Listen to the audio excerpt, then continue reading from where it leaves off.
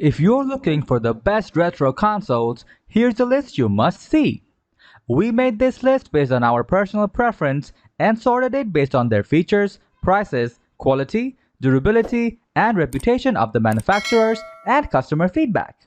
Also, we have included options for every type of customer. So let's get started.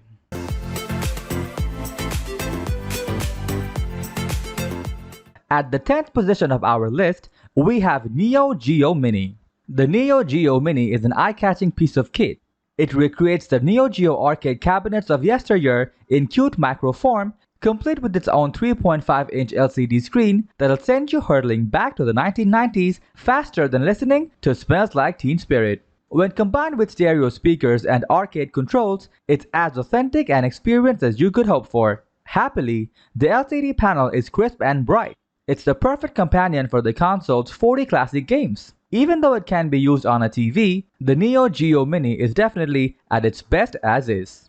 Alright, so it doesn't look great blown up on the big screen, and its joystick lacks that ever important tactile feedback. However, it's still a good Neo-Geo experience overall. Moving on to the next at number 9 with Capcom Home Arcade. Although it looks ungainly and is a little snug when you're using it with a second player, the goodies contained within make it all worthwhile. And let's be honest, it does capture that sense of jostling shoulders with your friends in front of an arcade machine. That's partially because of its lineup of classic games and range of screen settings that offer sharp visuals even when displayed in 4K, but a lot of the credit goes to how it feels in use.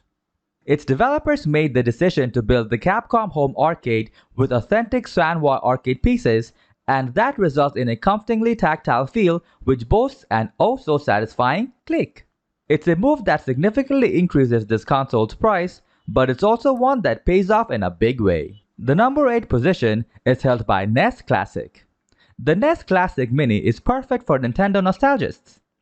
The sleek presentation of the hardware, an adorable miniaturized design, and a list of games that are a whirlwind tour of 80s essentials make it a must-have. There are issues, yes. The controller cables are too short and there's no way to download additional games. But the 30 titles that are included here are stone cold classics: Metroid, Super Mario Bros., The Legend of Zelda, Excitebike, and the list goes on. When coupled with the ability to save and display in HD at 60Hz, the NES Classic Mini is a welcome return from an old favorite. Next at number 7, we have the C64 Mini. If you are a huge fan of the Commodore 64 or feel waves of nostalgia sweeping through your body after a glimpse of that bright red joystick and beige keyboard, the C64 Mini was made specifically for you.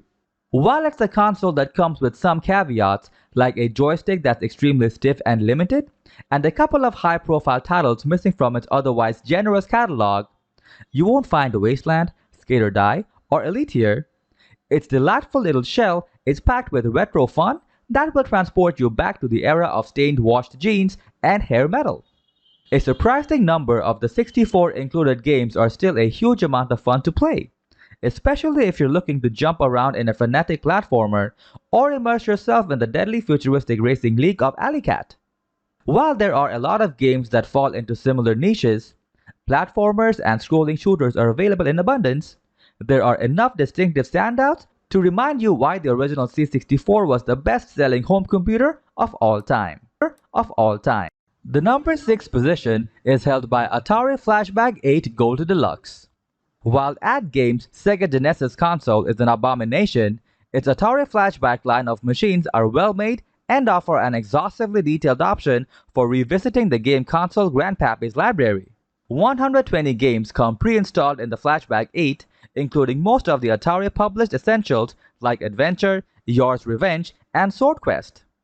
Although they are emulated, they do run properly. While its MSRP is a bit pricey, the Flashback 8 makes up for its relatively high cost by also including great controller options, including 2 wireless joysticks and 2 paddles for paddle-specific games like Warlords.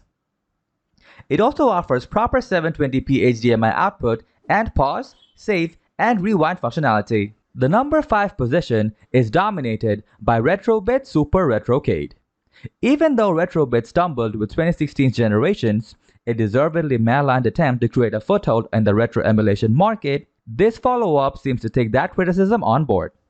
To begin with, there are marked improvements in emulation quality. Despite its white shell lacking contours or much other visual flair, the superior feature set also impresses.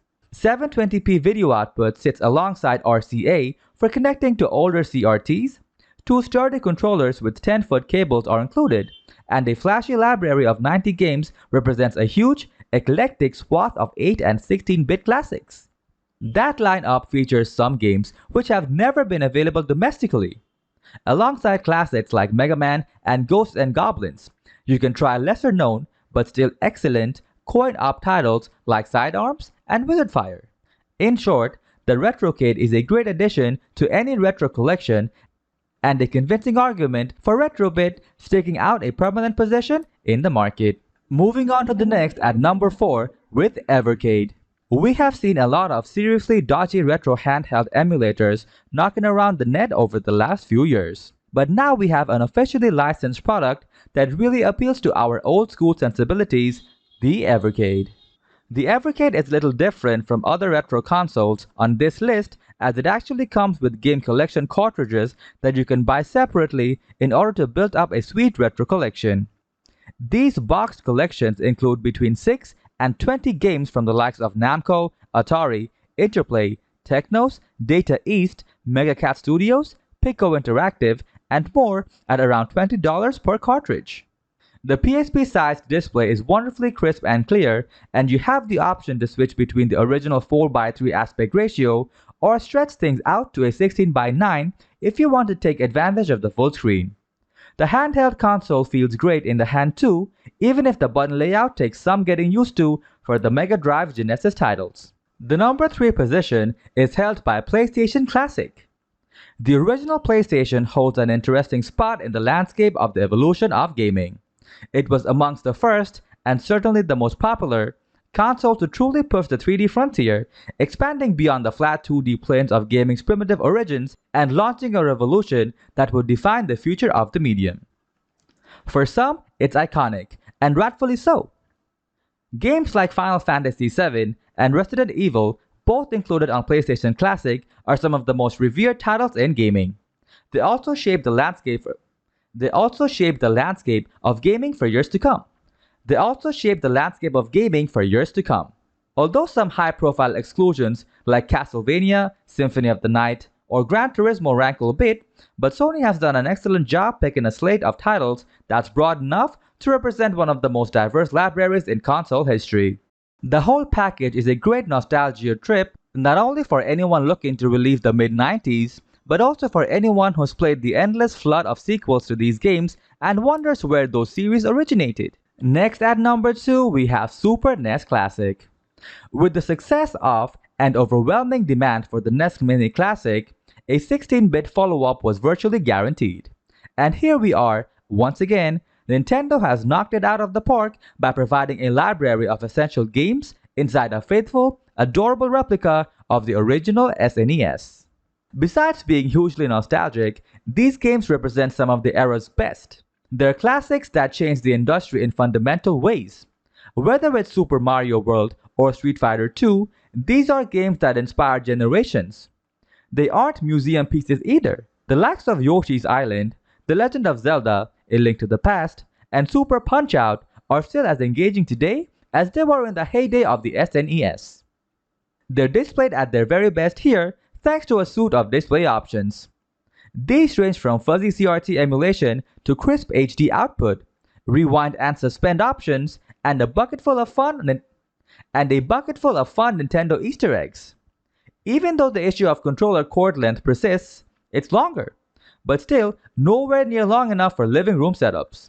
It's hard to imagine a more slickly packaged, densely concentrated dose of retro goodness. That's true no matter which side of the Atlantic you're on. While US readers get the North American model with its sleek purple accents, UK fans are able to revisit their unique version with primary colored buttons on the joypad. Perfection.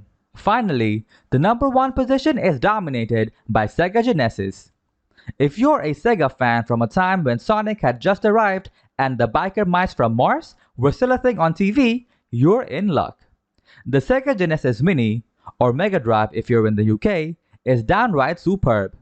From an adorably dinky console with a cartridge slot you can actually open for blowing away dust to its authentic packaging, this is a system that excels at the little things.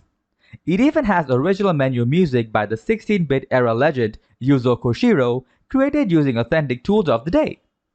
Then there's a bang for buck.